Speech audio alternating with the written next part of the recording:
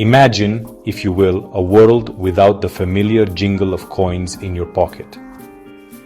This was the reality in early Norway. Before the first silver gleamed in a king's mint, life ran on a system of barter. It was a deeply personal way of trading. If you were a farmer with a surplus of butter, you might trade it for a sharp iron axe from the local blacksmith. A fisherman with a good catch of cod could exchange his fish for warm woolen cloth woven by his neighbor.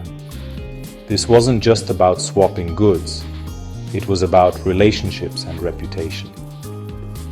Your word was your bond, and your community's trust was the most valuable currency you could possess.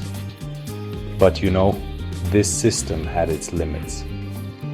What if the blacksmith didn't need any more butter? What if the weaver already had enough fish for the winter? Bartering required a double coincidence of wants, meaning both people had to want what the other was offering at the very same time. This could make larger or more complex trades incredibly difficult. How many dried fish is a longship worth?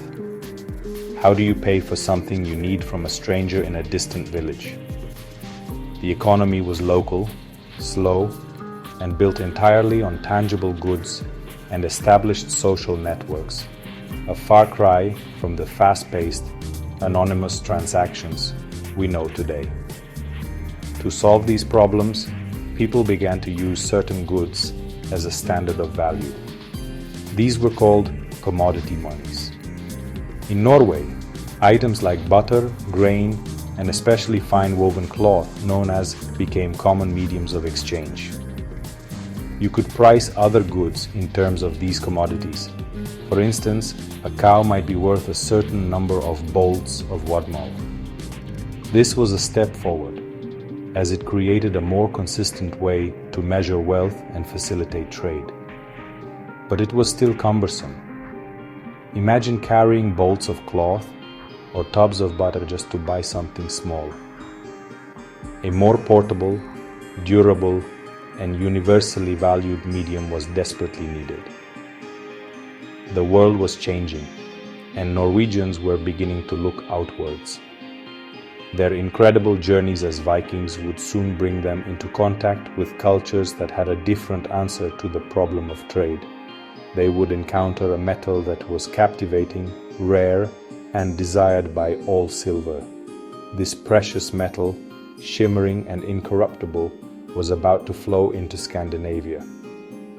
It would not arrive in the form of neat, round coins at first, but its arrival would mark the beginning of a profound economic and social revolution, forever changing how Norwegians thought about wealth, power, and their place in the world. The Viking Age was an era of unprecedented movement. Norwegian longships, with their iconic dragon-headed prows, sailed down the great rivers of Russia, across the stormy North Sea to Britain, and into the heart of the powerful Islamic caliphates. Along with stories, slaves, and exotic goods, they brought back something truly transformative: silver. This wasn't silver mined from Norwegian mountains. It was silver from afar. Much of it came in the form of beautiful Arabic coins, called dirhams, acquired through trade and raids in the east. These coins were admired not for their royal portraits, but for the purity of their silver content. However, the Vikings didn't use these foreign coins as we use money today. They didn't care about the face on the coin or the kingdom it came from. For them, it was the raw material that mattered. Silver was a commodity, valued purely by its weight and purity. To make payments, they would take these intricate dirhams, heavy English pennies, or even silver bracelets and brooches, and chop them into smaller pieces with an axe or a knife. This practice gave us the wonderfully descriptive term, or in Old Norse, a merchant's most important tools were a small set of scales, to weigh the silver accurately. This system of weighing silver for every transaction was a huge leap forward from bartering cloth or butter. Silver was portable, it didn't spoil, and its value was recognized across vast distances. A Viking trader could use the same chopped up silver to do business in Dublin, Kiev, or back home in a Norwegian fjord. Hoards of this hacksilver, buried for safekeeping and unearthed by archaeologists centuries later, paint a vivid picture of this bullion economy.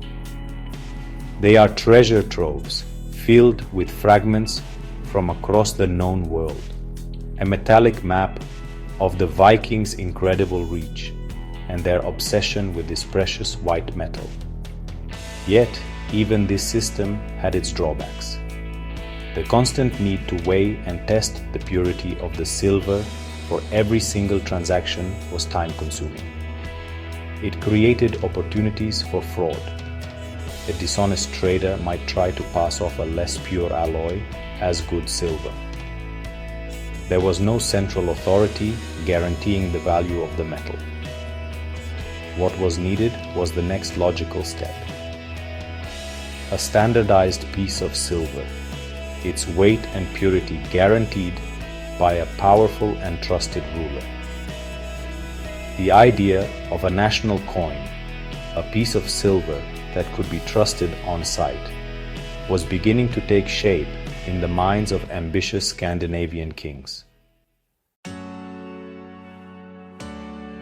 The man who would take this monumental step was one of the most dynamic figures of the Viking Age, King Olaf I Tryggvason. A larger-than-life character, Olaf had a dramatic career as a Viking raider before returning to Norway around the year 995 to claim the throne and, crucially, to convert the kingdom to Christianity. He understood that building a unified, modern kingdom required more than just a new religion. It required new tools of governance, and one of the most powerful tools a king could possess was the sole right to issue money. A royal coin was a symbol of authority, a piece of propaganda you could hold in your hand. Olaf had seen firsthand how coinage worked in other, more established kingdoms, particularly in Anglo-Saxon England. He had spent time there and was deeply influenced by the sophisticated English monetary system, where kings like Ethelred the Unready issued millions of high-quality silver pennies. These coins were uniform in weight and design, accepted across the entire kingdom, and bore the king's name and portrait. This was the model Olaf wanted to emulate. A Norwegian coin would not only simplify trade, but also constantly remind every person who used it of their king's power and legitimacy. Around the year 995, the first coin that we can call truly Norwegian was struck. Known as the Olaf Tryggvason penning or penny, it was a direct imitation of the English pennies of the time. The coin depicts a crude portrait of the king on one side, with the inscription Onlaf Rex Nor, meaning Olaf, King of the Norwegians. On the other side, it names the moneyer, the person physically responsible for making the coin, a practice also borrowed directly from England. This first issue was likely a small, almost experimental batch, minted either in England for Olaf or in Norway by an English monneyer he brought with him. While these first pennies were not produced in large quantities and didn't replace the hacksilver economy overnight, their importance cannot be overstated. They were a declaration. They announced that Norway was no longer just a collection of chieftain territories, but a unified kingdom with a single ruler. This small piece of silver, weighing just over a gram, represented a radical new idea. That value could be guaranteed not just by the weight of the metal, but by the authority of the king. It was the humble beginning of Norway's national currency and a vital step in its journey toward becoming a modern European state. The pioneering work of Olaf Tryggvason was cut short by his death in battle, but the seed of a national currency had been planted. It fell to his successor, another powerful king named Olaf Haraldsson, later known as Saint Olaf, to truly cultivate it.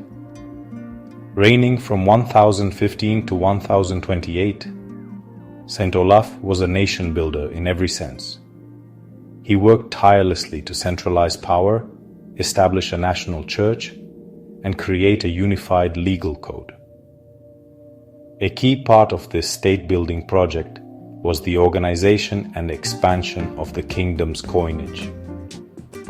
He recognized that a reliable, widespread currency was essential for funding his administration and army. Under Saint Olaf, the minting of Norwegian pennies became more systematic and organized. While the coins still followed the Anglo-Saxon model in weight and general appearance, they began to develop more distinctively Norwegian features. The quality of the silver remained high, ensuring that the coins were trusted and accepted. It's believed that Olaf established mints not just as a single experiment, but as a more permanent feature of the royal administration. The most likely location for his primary mint was in Nidaros, modern-day Trondheim, the political and religious capital of the kingdom at the time. Saint Olaf's coins, like his predecessors, were powerful symbols. They typically featured a royal portrait on one side and a cross on the other, reinforcing the king's dual role as both the secular ruler and the defender of the new Christian faith. Every time a merchant, a farmer, or a soldier used one of these silver pennies, they were participating in the king's new order. The coins helped to monetize the economy, making it easier to collect taxes, pay soldiers, and stimulate trade beyond the old barter and hacksilver systems. They were the financial lubricant for the machinery of the new Norwegian state. The legacy of Saint Olaf's monetary reforms was profound. He transformed coinage from a royal novelty into an integral part of the Norwegian economy and national identity. He established the principle that the king controlled the currency, a right that would be jealously guarded by Norwegian monarchs for centuries to come. While hacksilver would continue to be used in some areas for a time, the silver penny, with its royal guarantee, was now firmly established. The foundation was laid for a monetary system that would evolve and grow with the kingdom through the Middle Ages. Following the foundational work of the two Olafs, the High Middle Ages saw Norwegian coinage truly come into its own. The kingdom was enjoying a period of relative stability and prosperity, and its monetary system expanded to match. Kings like Harald Hardrada, famous for his own Viking adventures that took him to Constantinople, continued to strike high-quality silver pennies. These coins were no longer just imitations of English currency. They began to display unique, often beautiful, and distinctly Norwegian artistic styles.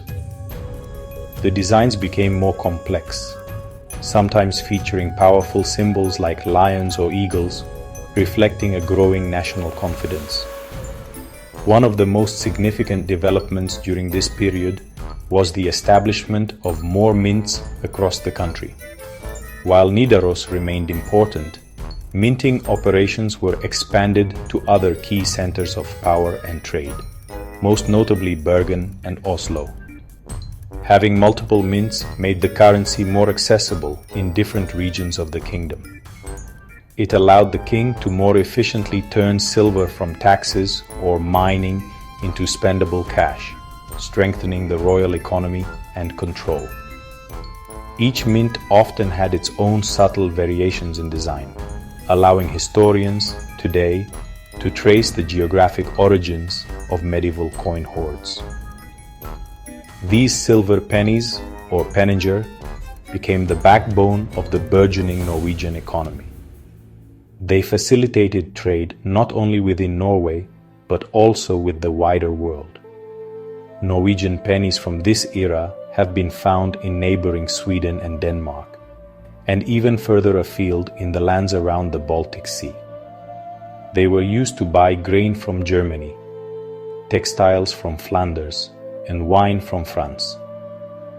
The standardized, reliable silver penny broke down the old barriers of barter and allowed Norway to participate more fully in the interconnected commercial network of medieval Europe. This era, from the 11th to the early 14th century, represents the golden age of the Norwegian silver penny. The coins were plentiful, their silver content was generally high, and they were trusted at home and abroad.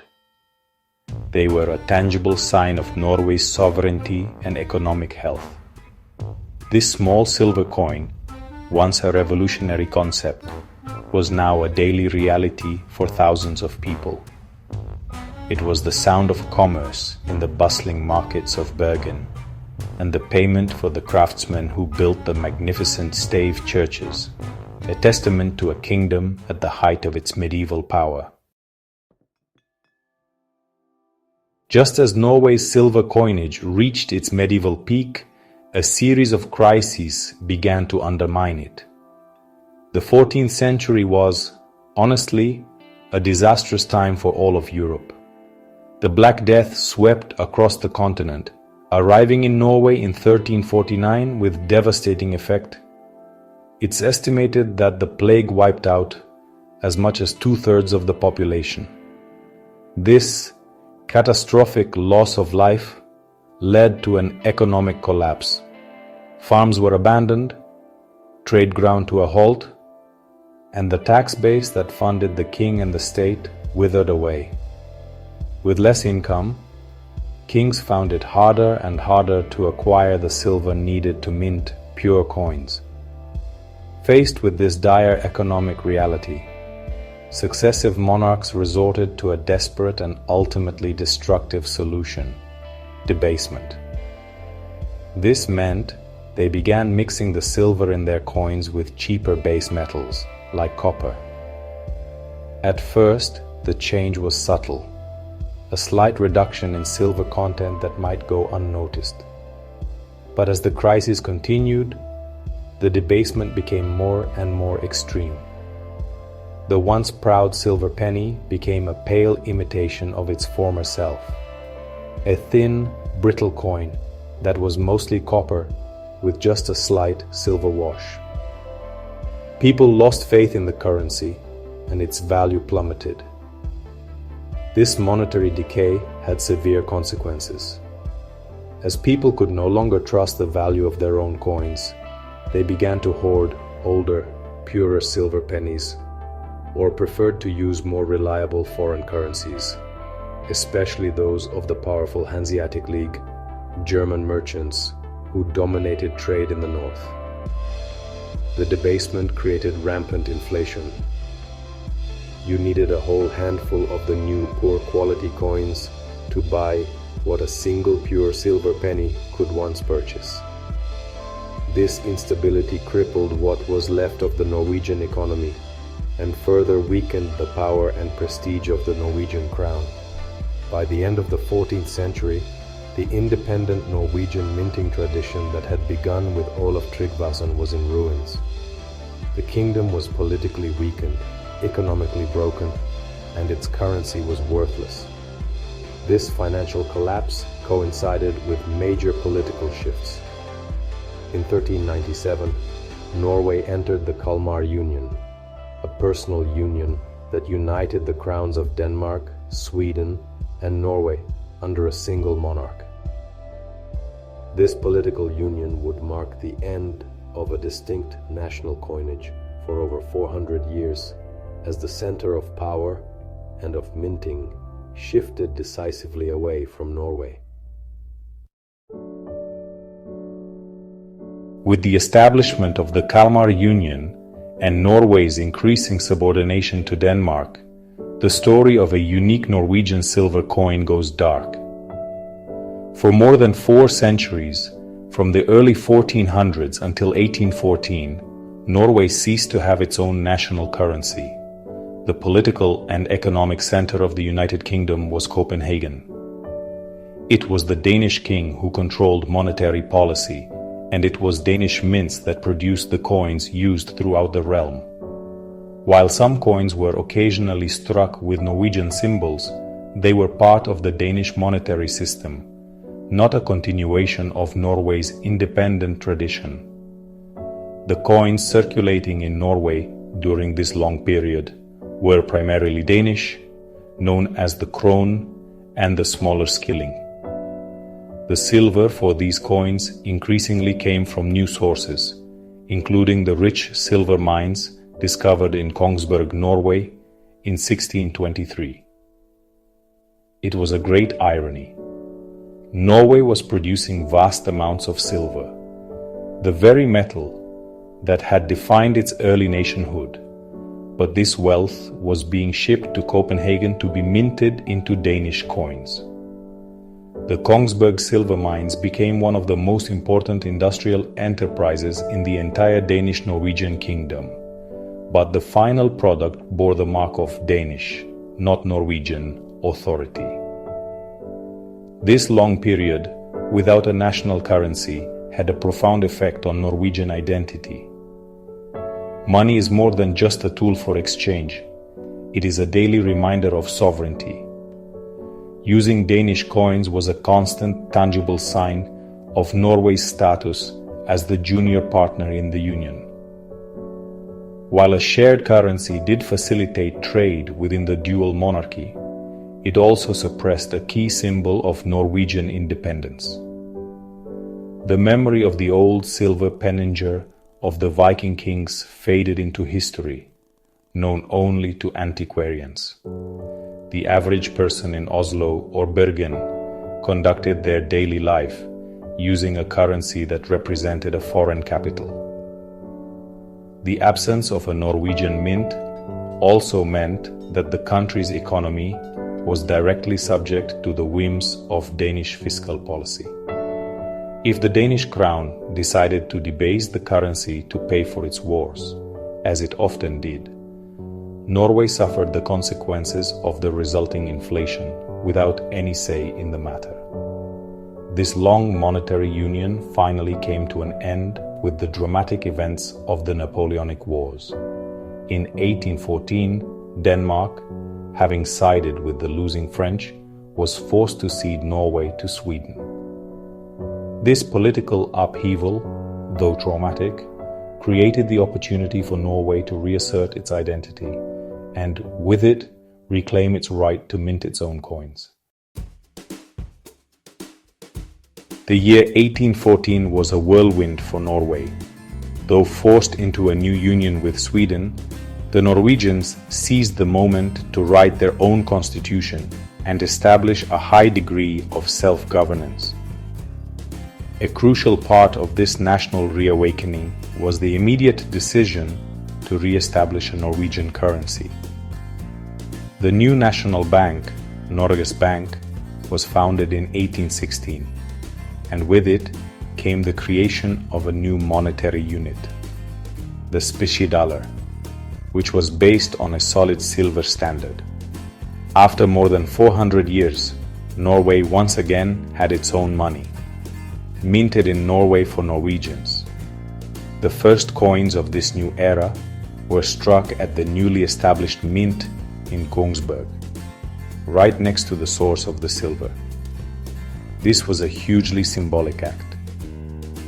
The silver that had for 2 centuries been sent to Copenhagen was now being used to create a currency for a self-governing Norway.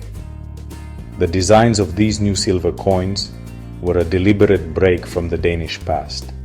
They featured the Norwegian coat of arms, a crowned lion holding an axe, a powerful and ancient symbol of Norwegian royalty stretching back to the Middle Ages.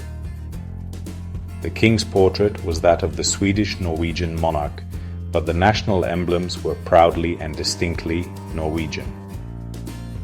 In 1875, Norway took another major step in modernizing its currency by joining the Scandinavian Monetary Union with Denmark and Sweden. This union was based on a gold standard, not silver, and it introduced the currency system we know today. The krone divided into 100 öre.